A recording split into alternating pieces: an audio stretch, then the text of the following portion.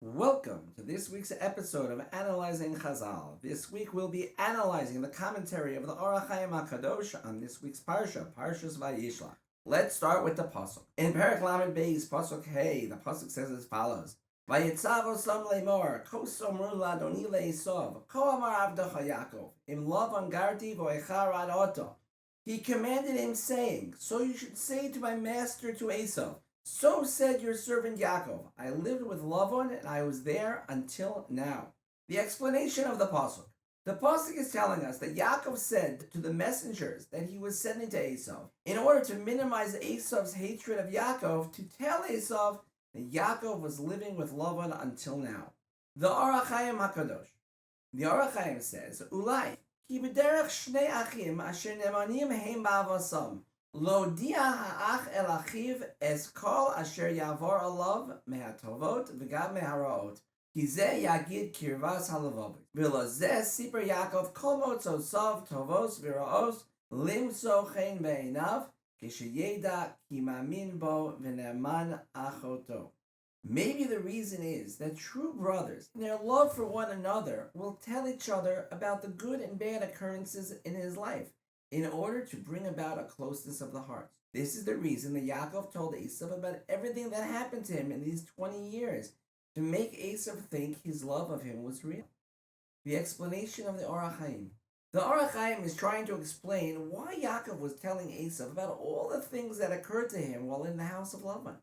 He explains that in a normal situation where you have two brothers, they will share with each other everything that happened to them, from the good to the bad, and this naturally will bring about closeness between them. This is exactly what Yaakov was trying to do by giving over his life story, which is to convince Esau that he truly feels to him like a brother who wants to share his life story with him. The type of question. This week we'll be using a type of question that we have used before, which is that the result we are getting does not seem to be the expected result from the action that preceded it. Let's pause for a minute. With the information you already have and the type of question we are using, can you come up with a question yourself? Okay, here's the question.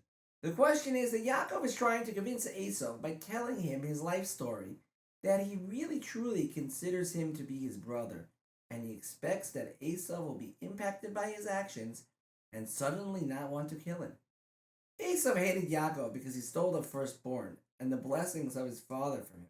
This is something that did not disappear. Furthermore, Esau probably knew as well that Yaakov did not like him either, and since Esau wanted to kill him, that would not engender any great feelings of brotherly love. And he also probably knows that Yaakov will do anything not to have to go to war, and pretending to love Esau will be one of them. This being the case, how, according to the Orach Chaim, did Yaakov truly believe this can work?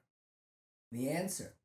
As always, the answer comes from within the question, which was, would this argument really work, as the hatred of Esau was based on cause? And he probably knew that Yaakov hated him as well, and it should have been quite clear to Esau that Yaakov was just putting on a show, so that Esau would not kill him.